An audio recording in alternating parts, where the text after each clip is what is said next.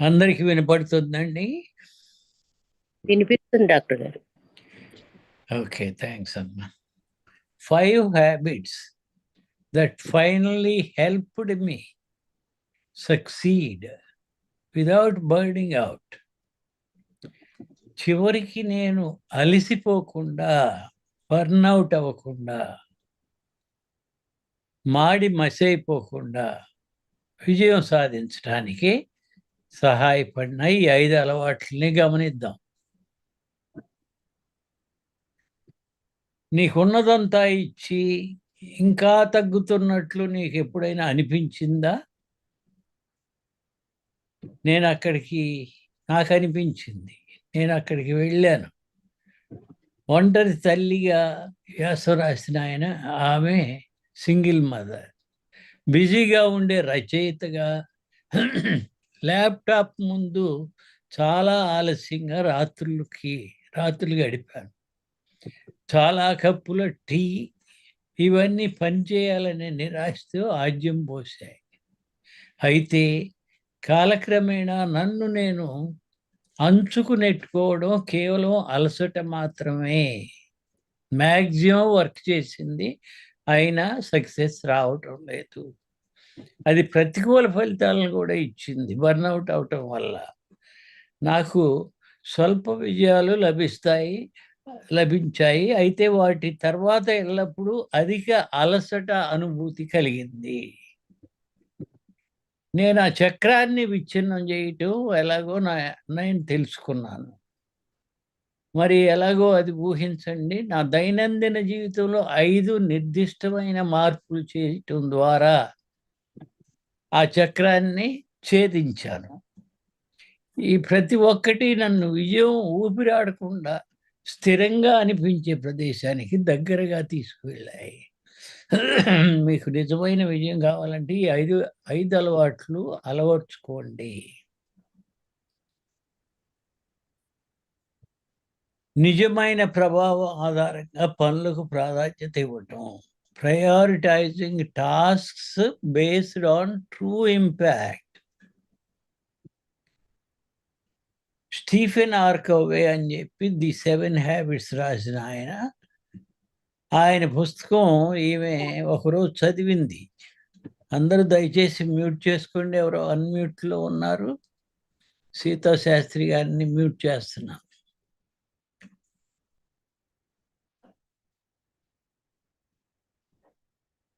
First things first అనేది second habit అయింది. Be proactive అనేది first habit. First things first అనేది తర్వాత habit. Begin with end in mind అనేది ఒక హ్యాబిట్. ఆ తర్వాత మూడవది టైం మేనేజ్మెంట్లో ఫస్ట్ థింగ్స్ ఫస్ట్ అని రాశాడు. అంటే ప్రయారిటైజేషన్. నా కెరీర్ ప్రారంభంలో నేను ప్రతి అభ్యర్థనకు అవునని చెప్పేదాన్ని. అదనపు ప్రాజెక్టులు, చివరి నిమిషంలో డిమాండ్లు, స్నేహితుల సహాయాలు ఇవన్నీ నాకు తెలియకుండానే నేను బాధ్యతలు అని చెప్పి దాంట్లో మునిగిపోయాను.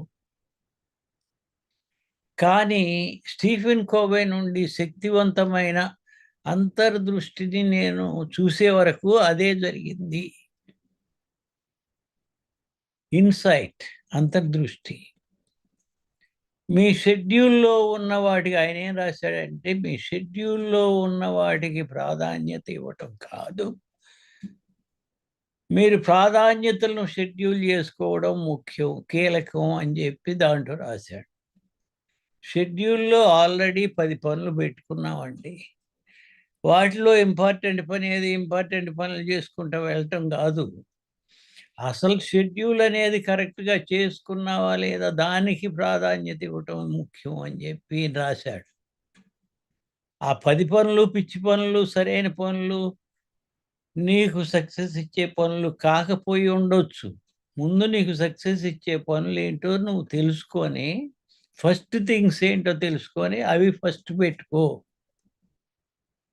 దాని హెడ్డింగే, ఆ థర్డ్ హ్యాబిట్ హెడ్డింగే ఫస్ట్ థింగ్స్ ఫస్ట్ అని పెట్టాడు. ఫస్ట్ థింగ్స్ ఏంటో తెలుసుకున్నాక అప్పుడు షెడ్యూల్ చేసుకో.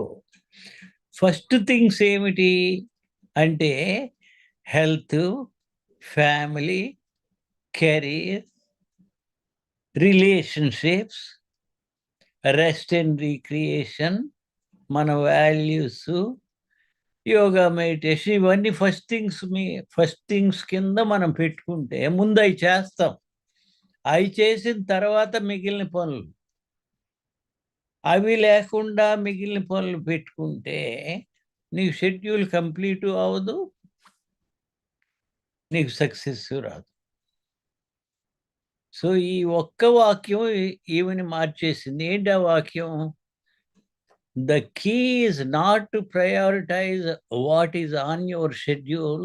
కొద్ది ఇంగ్లీష్ గట్టిగా వస్తే కానీ ఈ వాక్యం అర్థం కాదు. But to schedule your priorities.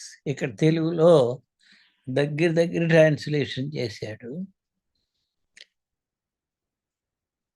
మీ షెడ్యూల్లో ఉన్న వాటికి ప్రాధాన్యత ఇవ్వటం కాదు. ఆఖరి సెంటెన్స్, మీ ప్రాధాన్యతలను షెడ్యూల్ చేయటం కీలకం.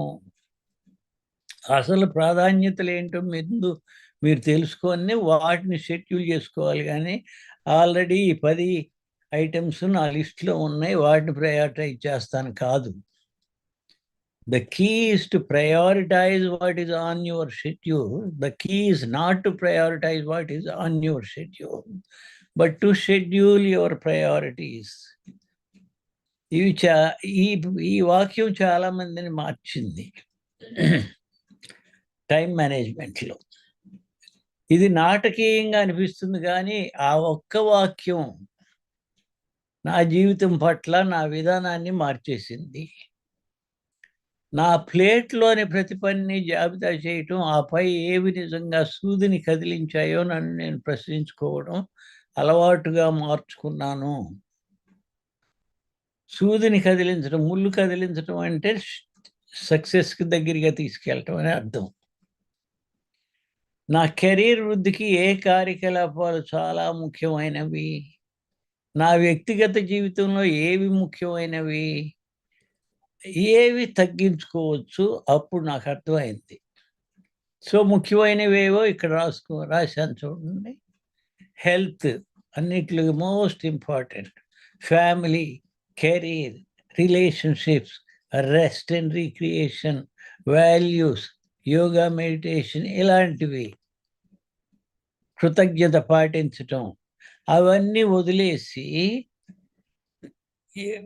నువ్వు చేయాల్సిన పనులను లిస్ట్ చేసుకొని అవి చేస్తూ కూర్చుంటే నీకు సక్సెస్ రాదు. నిజంగా ముఖ్యమైన దానిపై దృష్టి పెట్టడం ద్వారా విజయాన్ని నేరుగా నడిపించే విషయాలపై నా పరిమిత సమయాన్ని, శక్తిని కేంద్రీకరించగలనని నేను కనుగొన్నాను అని చెప్తుంది. ఫలితాలు దాదాపు తక్షణమే వచ్చాయి. తక్కువ ఆలస్యంగా రాత్రులు పెందలాడి నిద్రపోవటం మొదలుపెట్టింది. తక్కువ ఒత్తిడి మరియు గమనించదగ్గ అధిక నాణ్యత అవుట్పుట్ కూడా వచ్చింది. మీరు అన్నీ చేయలేరు, అన్ని పనులు. కాబట్టి నిజంగా ముఖ్యమైనవి ఏవో ప్రయారిటైజ్ చేసుకోవాలి. దీన్ని ఒకసారి ప్రయత్నించి చూడండి.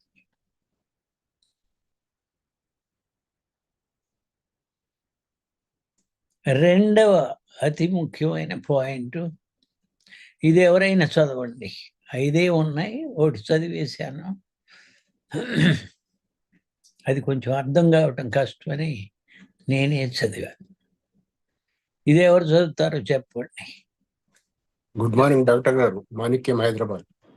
మాణిక్యం గారు, హైదరాబాద్. మొదటిది అర్థమైందా మీకు? అవును సార్.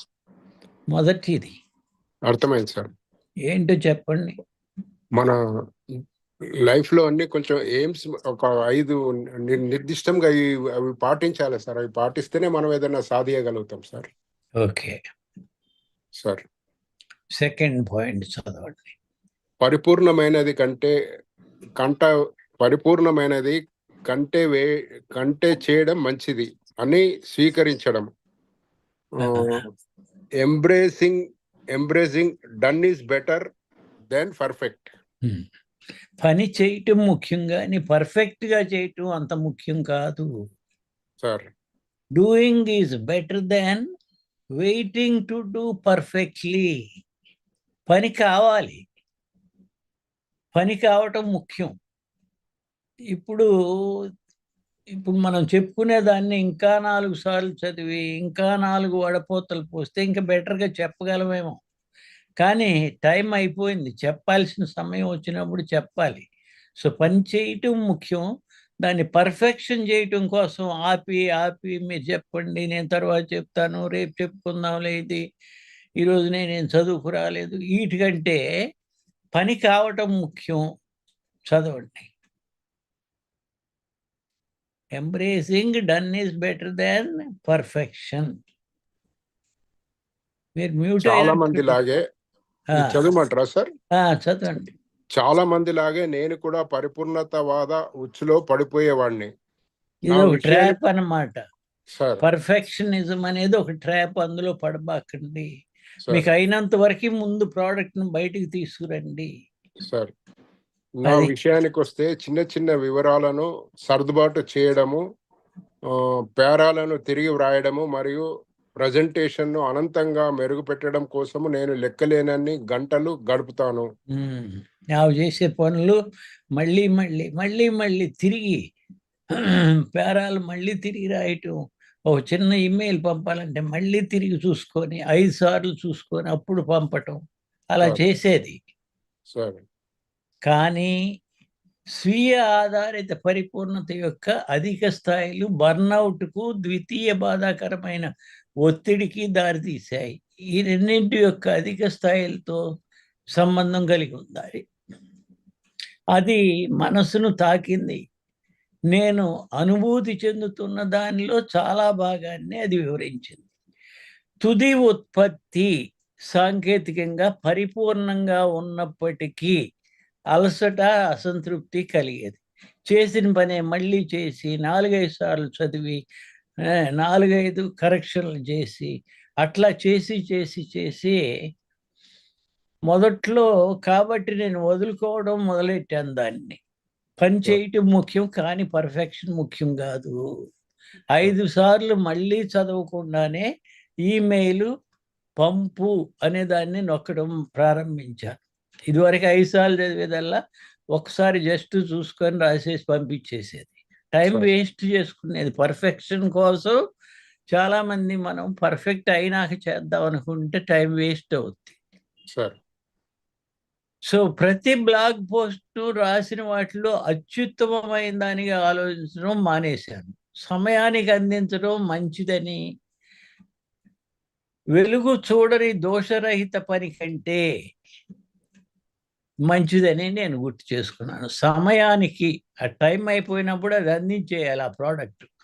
కొద్దిగా క్వాలిటీ తగ్గినా సరే, 1, 2 తప్పులున్నా సరే అందించాలి అని అప్పుడు తెలుసుకుంది. సార్ సో, దీనివల్ల దోషరహితంగా ఉండాలనే అవసరాన్ని వదులుకున్నాను. సో, మనం హ్యూమన్ బీయింగ్స్, మనం మిస్టేక్స్ చేస్తాం. పర్వాలా, ఎవరైనా దాన్ని క్షమించేస్తారు. అందువల్ల పని అయినంత వరకే చేసేద్దాము. నేను భిన్నంగా ఏమి గలను దాని గురించి ఆలోచించకుండా నా విజయాలను ఆస్వాదించడానికి నాకు అవకాశం లభించింది. ఇది మీ విషయంలో కూడా మీరు ప్రయత్నించండి, చేయగలుగుతారు. చేసిన పనినే చేసి ఆ రోజు సమయం అయిపోయేదాకా టైంకి అందించలేకపోవటం కంటే, పర్ఫెక్షన్ కంటే చేసిన పనిని అలా ముందుకు తీసుకెళ్ళి ప్రోడక్ట్‌ని అందించడం ముఖ్యం. ఓకే. నంబర్ 3కి వచ్చాము. ఇది ఎవరు చదువుతారో చెప్పండి. నంబర్ 3. జయోదత్ అండి. దక్ష గారు, నేను చదవనా? చదవండమ్మా. స్వీయ సంరక్షణను షెడ్యూల్ చేయడం. స్వీయ సంరక్షణ గురించి 4, 5 విషయాలు ఎప్పుడు చెప్పుకున్నాం. ఏంటవి చెప్పండి. మిమ్మల్ని మీరు చెప్తాను. సెల్ఫ్ కేర్ సెల్ఫ్ కేర్ ఏ విషయాల్లో ఎలా తీసుకుంటాం చెప్పండి. ప్రతిరోజు 2-3 లీటర్ల నీళ్లు, 8 గంటల నిద్ర, పౌష్టికాహారం, ఉమ్, యోగా, మెడిటేషన్ ఉమ్, ప్రతిరోజు, వాకింగ్, ఉమ్. రిలేషన్షిప్స్ రిలేషన్షిప్ సంబంధ బాంధవ్యాల్ని మెరుగుపరుచుకోవడం. మెరుగుపరుచుకుంటాం. అలాగే గ్రాటిట్యూడ్, కృతజ్ఞతాభావాన్ని పాటించటం. ఇవన్నీ కూడా మనల్ని మనం స్వీయ సంరక్షణ ఇవి చేసి మైండ్ సెట్ కూడా ఉంటుంది కదా, మైండ్ సెట్. మైండ్ సెట్ని రోజు ఇంప్రూవ్ అవ్వాలంటే ఏం చేయాలి? రోజు కొత్త విషయాలు నేర్చుకోవాలి. ఇవన్నీ పాటించాలి. నేర్చుకున్న విషయాల గురించి ఆలోచించాలి. పాజిటివ్ థింకింగ్ ఉండాలండి. Positive thinking, meditation. సో ఈ స్వీయ సంరక్షణని షెడ్యూల్ చేసుకుంటాం మొదలెట్టింది ఆమె. అంతకుముందు వదిలేసింది. మన పని అయితే చాలు అని పనిలో పడిపోయి నేను స్వీయ సంరక్షణని బహుమతిగా భావించా. అదో గిఫ్ట్ అనుకుంటుంది. కానీ అది అవసరంగా పరిగణించడం ప్రారంభించినప్పుడు ఒక మలుపు వచ్చింది జీవితంలో. ఈ ఒక్కొక్క విషయం ఒక మలుపు తీసుకొచ్చింది ఆమెని. బయట నడక, పుస్తకాలతో 15 నిమిషాలు గడపటం, టీ తాగటం, నిశ్శబ్ద క్షణాలు, అంటే కొద్దిగా సైలెన్స్ పాటించటం, మల్టీ టాస్కింగ్ చేయకుండా సైలెన్స్ పాటించటం, అవి ఇదివరకు జరిగేవి కాదు. వాటిని కూడా రెస్ట్ అండ్ రీక్రియేషన్ షెడ్యూల్ చేసుకుంది. మొదట్లో మార్పు సూక్ష్మంగా అనిపించింది, కానీ కాలక్రమేణా అది అన్నింటికంటే నన్ను మార్చేసింది. నా శక్తి స్థాయిలు తిరిగి వచ్చాయి. నా దృష్టికి పదును పెట్టబడింది. కఠినమైన రోజుల్లో కూడా నేను మరింత స్థితిస్థాపకంగా ఉన్నట్లు అనిపించింది. రెసిలియన్స్, గట్టిపడ్డాను. మన వాళ్ళు కూడా ఎందుకని గట్టిపడుతున్నారు? మన యోగా మెడిటేషన్ బ్యాచ్లో ఇవన్నీ మనం చేస్తున్నాం కాబట్టి. స్వీయ సంరక్షణ అనేది సంతృప్తికరమైంది. మీరు దాన్ని వాయిదా వేస్తూ ఉంటే బహుశా ఇది సరైన సమయం, వెంటనే దాన్ని టేకప్ చేయండి. దాన్ని నిజంగా ప్రాధాన్యతగా పడటం ప్రారంభించడానికి ఇది ఒక సంకేతం. ఇంకోటి నెక్స్ట్ ఎవరు చదువుతారు? ఇది సింపులేండి. 4వది ఎవరైనా చదవండి. చదవమంటారా డాక్టర్ గారు?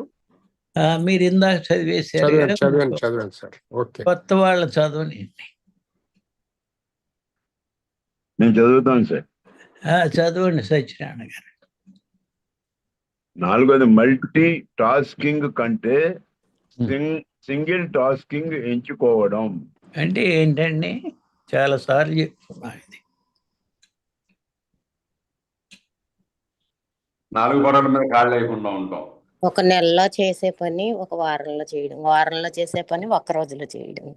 కాదు, నంబర్ ఆఫ్ పనులు, 4-5 పనులు ఒకేసారి చేయటం. అన్నం తింటూనే టీవీలు చూస్తూ, పక్కన సెల్ ఫోన్లో ఏమొస్తుందని కూడా చూసుకుంటూ, పక్క పిల్లవాడిని కూడా అన్నం తినమని చెప్తూ 4-5 పనులు ఒకేసారి చేయటం. మల్టీ టాస్కింగ్ కంటే సింగిల్ టాస్కింగ్, ఒక పని చేసి ఇక ఆ పనిలో నిమగ్నం అయిపోవటం. సో మల్టీ టాస్కింగ్ అనేది గొప్పని, గౌరవ బ్యాడ్జి లాంటిదని ఇదివరకు అనుకునేది. కానీ నిజం ఏంటంటే మల్టీ టాస్కింగ్ వల్ల ఉత్పాదకత 40% వరకు తగ్గుతుందని కొందరు నిపుణులు సూచించారు. నేను ఎలా పనిచేస్తున్నానో నిజంగా గమనించిన తరువాత నేను దాన్ని అనుభవించగలిగాను. నేను నిరంతరం గేర్లు మారుస్తూ పనులు ప్రారంభించి వాటిని పూర్తి చేయకుండా నేను చేయాల్సిన పనుల జాబితాను కూడా పూర్తి చేయనప్పుడు నేను ఎందుకు చాలా అలసిపోయాను అని అప్పుడు ఆలోచించింది. కాబట్టి నేను సింగిల్ టాస్కింగ్కి మారాను. ఒక్కొక్కసారి దృష్టి పెట్టాను. నా ఫోన్ నిశ్శబ్దంగా ఉండి నా దృష్టి చెదిరిపోకుండా లోతైన పని షెడ్యూల్లో నా సమయాన్ని నిరోధించడం ప్రారంభించాను. చేసే పని లోతుగా డీప్గా ఆలోచించి చేస్తాను. అది నెమ్మదిగా అనిపించింది, కానీ దాదాపు నిశ్శబ్దంగా అనిపించింది. కానీ ఫలితాలు మాత్రం రాత్రింబవళ్ళు నేను పనులు వేగంగా పూర్తి చేయగలిగాను. నా పని నాణ్యత పెరిగింది సింగిల్ టాస్కింగ్ వల్ల. ఖాళీ సమయం కూడా దొరికింది. 10 పనులు సగం సగం చేయటం కంటే ఒకే పనిని చేయటం బాగా ఎక్కువ అని తేలింది. ఒకసారి ప్రయత్నించండి, కొంచెం దృష్టి ఎంత శక్తివంతంగా ఉంటుందో చూసి మీరే గమనించగలుగుతారు. ఇది 5వది, ఆఖరిది. ఆమె జీవితాన్ని మార్చేసిన 5 ముఖ్యమైన విషయాలు చెబుతుంది. ఇది ఎవరైనా చదవండి. 2 పేజీలు ఉంది, కంప్లీట్ చదవండి. Number 5 sir. నాగేశ్వరరావు. జై గురుదత్. జై గురుదత్.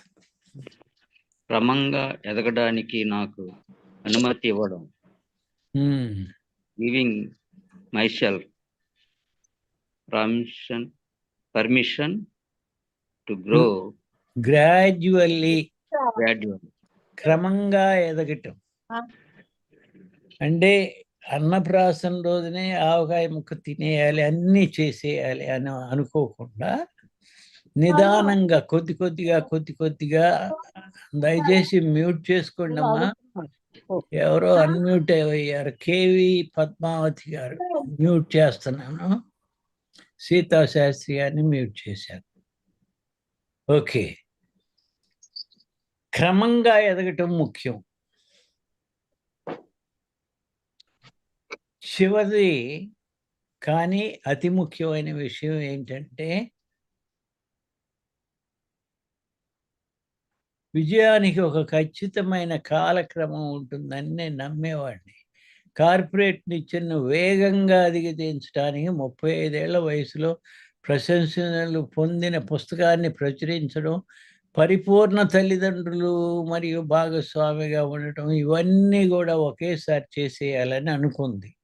నేను స్వయంగా విధించుకున్న గడువును దాటితే నేను విఫలమయ్యానని భావించేదాన్ని. ఒత్తిడి చాలా ఎక్కువగా ఉండేది. సో 35 ఏళ్లకి కార్పొరేట్ నిచ్చెన ఎదిగిపోవాలి అంటే సూపర్ బాస్, CEO అయిపోవాలి కార్పొరేట్లో, ఓ పెద్ద కంపెనీలో. అలాగే పెద్ద కారు ఉండాలి, నాకు పెద్ద ఇల్లు సంపాదించేయాలి 35 ఏళ్ల లోపే. ఈ రోజున యూత్కి ఇలాంటివన్నీ ఉన్నాయి. కానీ నేను స్వయంగా విధించుకున్న, కానీ ఎక్కడో ఒక చోట వృద్ధి క్రమంగా జరగాలని నేను గ్రహించాను. వేరే చోట చదివిందనమాట. వృద్ధి అనేది క్రమంగా. నేచర్లో వృద్ధి ఎలా జరుగుతుంది? మొక్క ఎలా పెరుగుతుంది? మీ కంటికి కనపడేట్టు ఒక్కసారిగా పెరుగుద్దా? రాత్రికి రాత్రి పెరగదు. కొద్ది కొద్దిగా పెరుగుతాం. వృద్ధి క్రమంగా జరగాలని గ్రహించి మీరు కనిపిస్తూనే ఉంటే పెద్ద విజయాలు వస్తాయి. ఆ అంతర్గత ఒత్తిడిని తగ్గించడం ద్వారా చిన్న విజయాలను ఆస్వాదించడానికి, తప్పుల నుండి నేర్చుకోవడానికి, అవసరమైన విధంగా సర్దుబాటు చేసుకోవడానికి నేను నాకు అవకాశం ఇచ్చుకున్నాను. దీని అర్థం నా పట్ల నేను దయగా ఉండటం నేర్చుకున్నాను.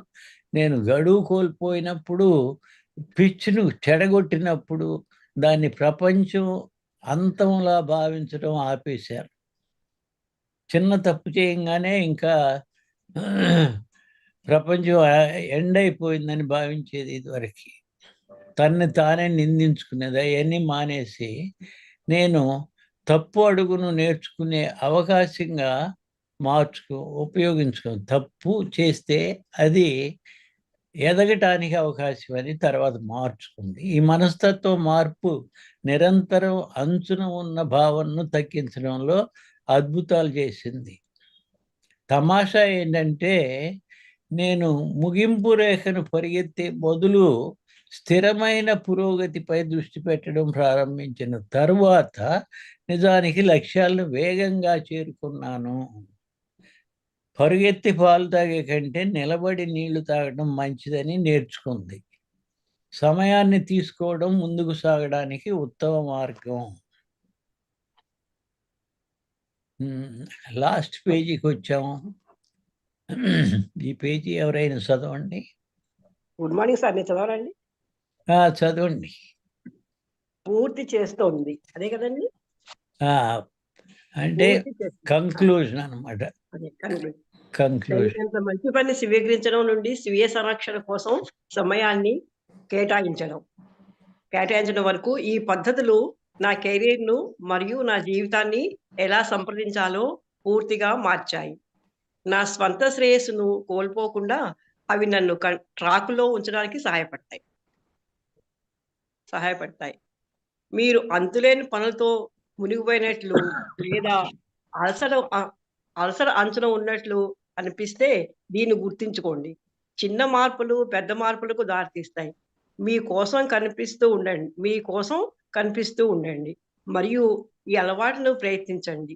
మీ 2 చివర్లలో కొవ్వొత్తిని కాల్చడం ఆపివేసినప్పుడు మీరు ఎంత సాధించగలరో మీరు ఆశ్చర్యపోవచ్చు. మిమ్మల్ని వెలిగించే ఇదే ఇదిగో. రెండు పక్కల కొవ్వొత్తి వెలిగించి పరిగెత్తడం కంటే ఒకటే ఒక పక్కనే వెలిగించి చూసుకోండి అని. లేకపోతే మీ బర్న్అవుట్ అవుతారు, చేతులు కాళ్ళు కాలిపోతాయి. ఎగ్జాక్ట్లీ. మిమ్మల్ని వెలిగించే విజయం ఇది. అది మిమ్మల్ని దహనం చేసేది కాదు. అది అంతిమంగా చెప్పిన విషయం. క్రమంగా ఎదగటం, గ్రోత్ హ్యాపెన్స్ గ్రాడ్యువల్ గ్రోత్. క్రమంగా ఎదగటం, మల్టీ టాస్కింగ్ ఆపి యూనిటాస్కింగ్, సింగిల్ టాస్క్ మీద పనిపెట్టడం, షెడ్యూలింగ్, సెల్ఫ్ కేర్ని షెడ్యూల్ చేసుకుంటాం, తర్వాత పర్ఫెక్షన్ కోసం వెళ్లకుండా అయిన వరకు పని చేసుకుంటాం. పని చేయటం ముఖ్యం కానీ పర్ఫెక్షన్ ముఖ్యం కాదని, ఫస్ట్ థింగ్స్ ఫస్ట్, మొదటి పనులు ప్రాధాన్యతలను సంతరించుకోవాలి. ప్రాధాన్యత క్రమాన్ని మనం తెలుసుకోవాలి. ప్రయారిటైజేషన్ అనేది చాలా ఇంపార్టెంట్ అని చెప్తున్నారు. ఇవిగాక ఇంకా సక్సెస్కి ఇంకా మీకు తెలిసిన విషయాలు ఏమైనా ఉంటే, టిప్స్ ఏమైనా ఉంటే చెప్పవచ్చు. సక్సెస్కి సీక్రెట్స్, టిప్స్. డాక్టర్ గారు, నేను సాయంత్రం ఆయన చెప్పారు కదా, మనసు కంట్రోల్లో ఉంటే దీనికి కూడా అట్లా అన్వయించుకోవచ్చు. మనసుని రకరకాలుగా ఎలకుండా ఏకాగ్రత చూసుకుంటే సక్సెస్ వస్తుందని. అవును, లక్ష్యాలు పెట్టుకుని. అవును, ఆలోచన విధానాన్ని మార్చుకుంటాం. మనం చెప్పుకునేవన్నీ సక్సెస్కి సంబంధించినవేనండి, డైరెక్ట్గా కానీ ఇండైరెక్ట్గా కానీ. ముందుగానే ప్రణాళిక సిద్ధం చేసుకుని దాన్ని బట్టి వెళ్తే అది కూడా సక్సెస్. స్ట్రాటజీ, ప్లానింగ్ వల్ల ఈరోజు ఎలా గడపాలి అనే ప్లానింగ్ ఉండాలి. ప్లానింగ్ తోటి సక్సెస్ వస్తుంది. ఏదైనా ముందు ప్లాన్ చేసుకోవాలి.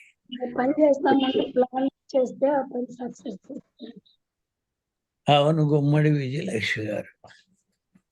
తర్వాత పర్సిస్టెన్స్, చేసిన పనిని వదలకుండా సక్సెస్ వచ్చేదాకా చేయటం. పని మధ్యలో చాలా మంది వదిలేస్తారు. పట్టుదలతో పనిచేయటం, ఎట్టి పరిస్థితులు సాధించాలని పట్టుదలతో పనిచేయటం. అలాగే ఆనెస్టీతో పనిచేయటం, అలాగే రెస్పాన్సిబిలిటీ, బాధ్యత తీసుకొని అకౌంటబిలిటీతో పనిచేయటం. ఫెయిల్యూర్స్ని గ్రోత్ ఫ్యాక్టర్గా తీసుకుంటాం. అయ్యో ఫెయిల్యూర్ వచ్చిందని పారిపోకుండా పడిపోయిన వాళ్ళు మళ్ళీ లెగవటం, దాన్ని రెసిలియన్స్ అంటాం. ఇంకేమున్నాయి సక్సెస్కి ఇలాంటివి? ఇతరులకి హెల్ప్ చేయటం, వాళ్ళ హెల్ప్ తీసుకుంటాం. సక్సెస్ అయ్యేమని ఊహించుకుంటూ మనం చేస్తే కూడా సక్సెస్ అవుతామండి. అదే విజువలైజేషన్. సక్సెస్ అయిపోయాము, ఈ పని సాధించేసామని ముందే ఊహించుకుంటే ఆ పని తేలిగ్గా చేయగలుగుతాం. గోల్స్ మన లక్ష్యాన్ని మనం చేసే పనుల్ని ఇతరులతో కూడా చర్చించుకుని చేస్తే మనం ముందుకెళ్ళగలుగుతామండి. అవునమ్మా. అంటే మీ కొత్త ప్రాజెక్ట్ని ఇతరులతో చర్చిస్తే వాళ్ళు చేసుకుపోతారనే భయం కూడా ఉంటుంది. అక్కడ కొంచెం జాగ్రత్త వహించాలి. ఏ పనులు చర్చించవచ్చు, ఏవి చర్చించకూడదు. ఇంట్లో విషయాలు ఇతరులతో చర్చిస్తే వీధిలో పడతాయి. సక్సెస్కి ఇంకా ఏమిటి మనం తీసుకోవాల్సిన డిసిప్లిన్ అనేది చెప్పుకున్నాం. టైం ప్రకారం లేగటం, పనులు చేసుకుంటాం. సెల్ఫ్ అవేర్నెస్, మన గురించి మనం. సక్సెస్కి గ్రాటిట్యూడ్, కృతజ్ఞత భావం కూడా ఇంపార్టెంట్. ఎవరైతే మనకి హెల్ప్ చేశారో వాళ్ళకి మళ్ళీ హెల్ప్ చేయటం. మన మీద మనకు నమ్మకం కూడా ఉండాలి, కాన్ఫిడెంట్. సెల్ఫ్ కాన్ఫిడెన్స్ అనేది సక్సెస్కి చాలా ముఖ్యమైనది. మన మీద మనకు నమ్మకం. స్లోగా చేసుకుంటా వెళ్తుంటే మన మీద మనకి నమ్మకం పెరుగుతూ ఉంటుంది. డైరీ రాసుకుంటాం కూడా కొంత సక్సెస్ ఇస్తుంది. వాళ్ళ సక్సెస్ అంటే ఏమిటి? నిన్న వారు చెప్పిన రూల్ ప్రకారం ఒక మంచి పనిని ఎంచుకుంటాం, దాన్ని పూర్తి చేయగల, దాన్ని సాధించడం. పెద్ద గోల్ని ఎంచుకొని దాన్ని సాధించడం. ఎంచుకునేటప్పుడు గోల్ కరెక్ట్గా ఉండాలి, మంచిది అయి ఉండాలి. నేను ఈరోజు 10 దొంగతనాలు చేయాలి అని ఒక దొంగ నిర్ణయించుకుంటాడు. అది అతని వారికి సక్సెస్సే. కానీ మనం it is not a worthwhile goal. So goal ఎంచుకునేటప్పుడు ఇది సరైన గోలా కాదా? అదే మనకంటే ముందు సక్సెస్ అయిన వాళ్ళ సలహాలు, సూచనలు కూడా మనం తీసుకోవడం కూడా మంచిదేనండి. మన సక్సెస్ అవును. ఒక మాస్టర్ని, ఒక ట్రైనర్ని, అవును, ఒక కౌన్సిలర్ని కూడా పెట్టుకుంటే మంచిది. ఒక ఆయన మినిమం నేను 10 డైవర్స్లు ఇచ్చి 10 పెళ్ళిళ్ళు చేసుకుంటాను అనే గోల్ పెట్టుకున్నాడు అనుకోండి, అది not a worthwhile goal. ఒకే మ్యారేజ్లో ఉండి సక్సెస్ అవుతాననేది ఒక వర్త్ వైల్ గోల్ అనేది మనం చెప్పుకుంటాం కదా. సో గోల్ పెట్టుకునేటప్పుడు is it a worthwhile goal or not అని కూడా మనం నిర్ణయం తీసుకోవాలి.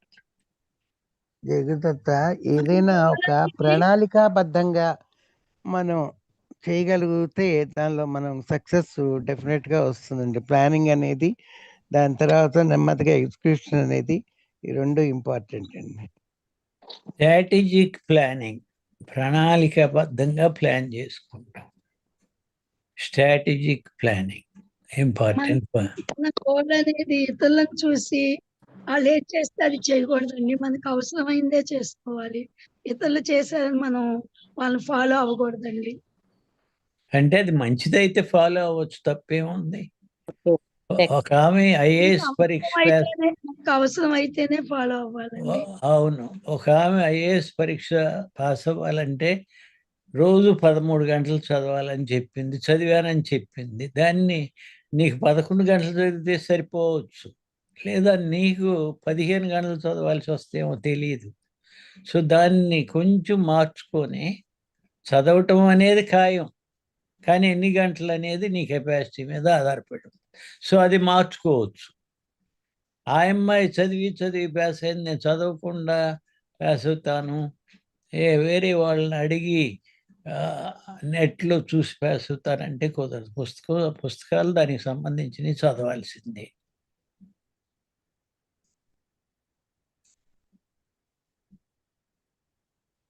ఇంకెవరైనా మాట్లాడతారా?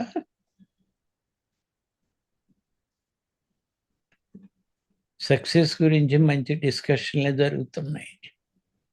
అందరికీ కొంచెం కొంచెం దారిలో పడుతున్నారు సక్సెస్ఫుల్ టిప్స్ కోసం. అందరూ కంపల్సరీగా ఒక గోల్ అంటూ పెట్టుకోవాలండి సక్సెస్ కోసం. ఆ గోల్ని అచీవ్ చేయడానికి మనం దానికి ఎలా కష్టపడాలి అనేది మనం ప్రాక్టీస్ చేయాలండి. ఆ గోల్ని మళ్ళీ మినీ గోల్స్గా డివైడ్ చేసుకొని ఆ గోల్ సాధించడానికి ఇవాళ మనం ఏం చేయాలి? మనం ఆరోగ్యంగా బ్రతికినన్నాళ్ళు ఆరోగ్యంగా ఉండాలనే గోల్ పెట్టుకున్నాం. అది మనకి గోల్. ప్రస్తుతం ఒక ఏజ్ అయిపోయిన వాళ్ళకి, బాధ్యతలు తీరిపోయిన వాళ్ళకి మెయిన్ గోల్ ఏంటి? బ్రతికినన్నాళ్ళు ఆరోగ్యంగా ఎలా ఉండాలి అనేది గోల్. ఎలా ఉండాలి అనేది స్ట్రాటజిక్ ప్లానింగ్. అదే ప్లానింగ్ అంటే.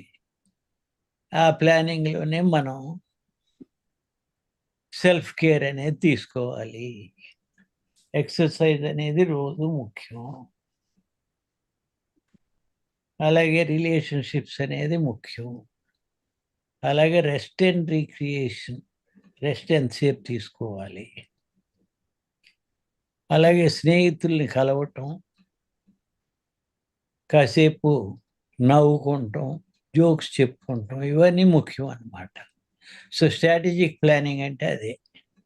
గోల్, ఒక పెద్ద గోల్ పెట్టుకున్నావు, ఆ గోల్ని సాధించాలంటే స్ట్రాటజీ ఉండాలి. ఫుడ్ కూడా జాగ్రత్తగా తీసుకుంటామండి. ఆ బ్యాలెన్స్డ్ డైట్ దొరికింది కదా అని ఏది పడితే అది తినకూడదు. మామిడికాయ సీజన్ వచ్చేసింది, మామిడికాయలు ఒక 100 కాయలు తెచ్చి, తోట ఉందో లేకపోతే తోట ఉన్న అతను తెలిసిన అతను తెచ్చి ఇచ్చాడు కదా అని రోజు 5-6 కాయలు తింటుంటే ఏమవుతుంది? హెల్త్ చెడిపోతుంది. షుగర్ ఉండోళ్ళు అస్సలు తినకూడదు. తిన్నా ఒక ముక్క ఎప్పుడైనా. సో బ్యాలెన్స్డ్ డైట్ అనేది సక్సెస్కి చాలా ముఖ్యం. డైట్ మీదే ఆధారపడి ఉంది మన హెల్త్ అంతా కూడా. Diet is medicine.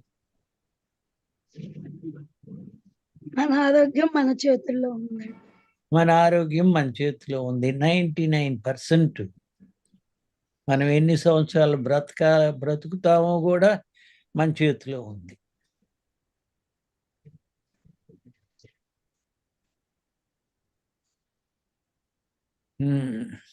ఇంకా ఏమి ఆరోగ్య సూత్రాలు పాటిస్తున్నారు?